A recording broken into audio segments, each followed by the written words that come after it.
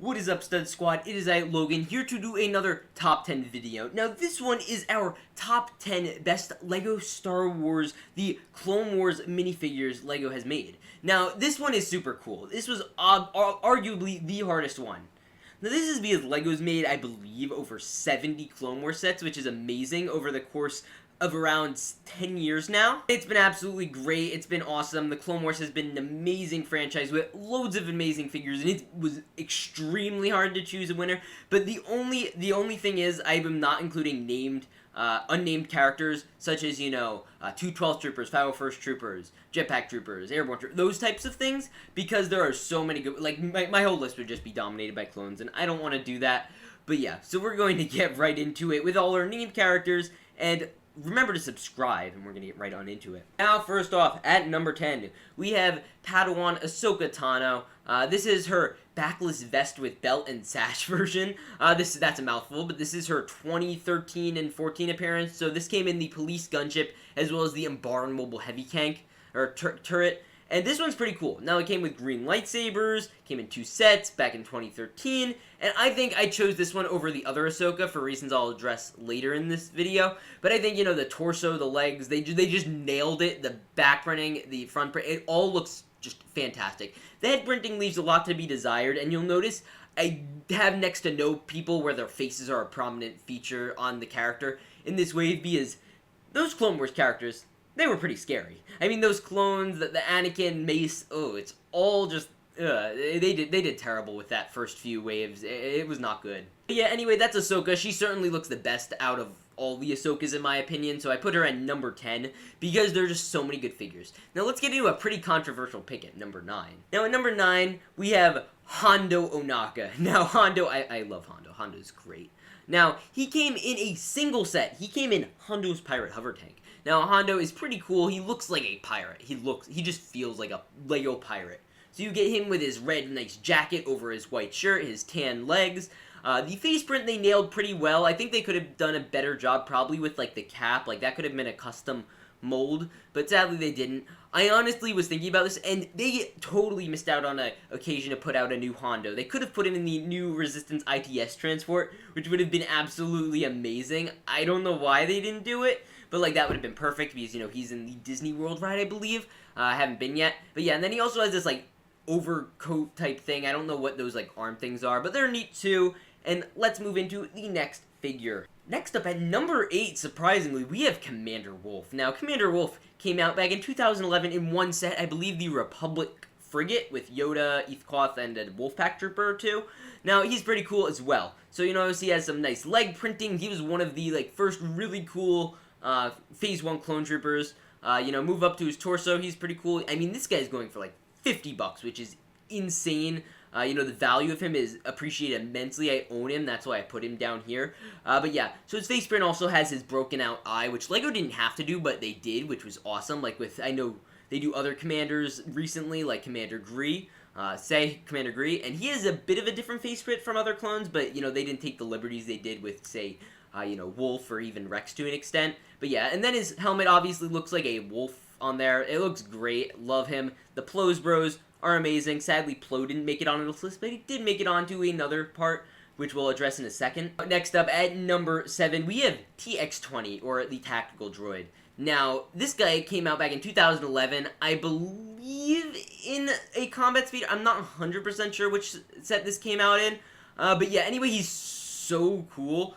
So he has, super battle droid legs. He has maroon, blue, regular battle droid arms. The real, obviously, attraction here is the torso. So you'll know the torso and head. But the torso and head are just a custom piece. This is a very cool figure. This guy's going for around $40, which is, again, is crazy. He came out back again in 2011. I wish LEGO would do more tactical or super tactical droids. Honestly, I'm kind of tired of getting the same battle droid with, weird yellow markings. We need more battle droid army diversity, and I think he would be great to have, as well as, maybe some new Magna Guards, which, again, I didn't include on this list, but this guy's super cool. We only ever got him once. I wish we got him more. And let's move into number 6. Really pay an homage to how good these figures are. At number 6, we have Darth Maul with his mechanical legs. Now, this was sick. I remember wanting this set. The Mandalorian combat speeder, the Mandalorian, speeder bike. that came with his 2 Maul Mandalorians and Darth Maul. Now, at the time, I didn't own a Darth Maul. I thought he was a cool character. He was the only thing I liked out of the prequels when I was younger. And I remember seeing him on shelves, and I was like, whoa, that's sick. I still hadn't seen the Clone Wars at the time. And now, this guy is great. He comes with his custom little, leg mold with the metal walking legs. I don't even know what to call him, but this was when he had his more creepy appearance with that, and that just looks so cool.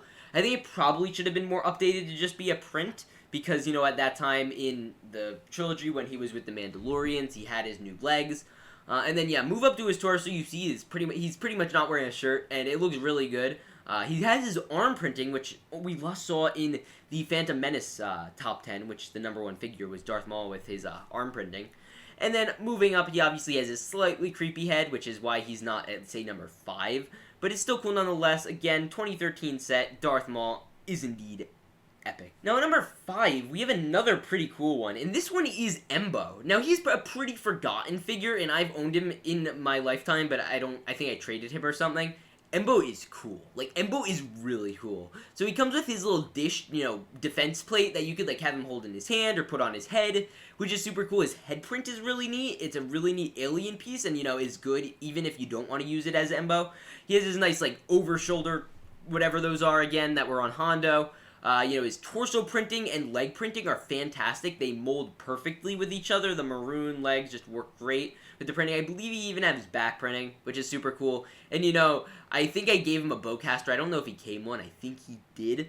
And, yeah, so this guy came out back in the Bounty Hunter, set. That came with Suji and, I believe, Asajj Ventress. Obviously a very nice set back in the day, back in 2011. That was 10 years ago. So this is a 10-year-old figure. Wow, that's pretty crazy.